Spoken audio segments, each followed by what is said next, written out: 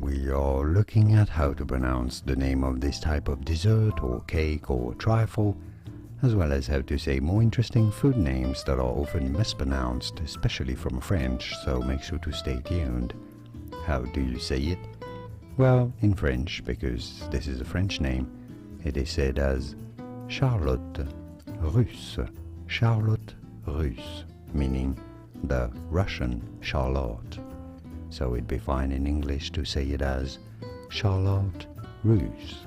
Charlotte Russe from French. Charlotte Russe. And now you know. More interesting videos on how to pronounce more confusing food names and French cooking terms whose pronunciations aren't always obvious. I'll see you there to learn more. Thanks for liking this video if you found it useful. I'll see you there to learn more. Thanks for watching.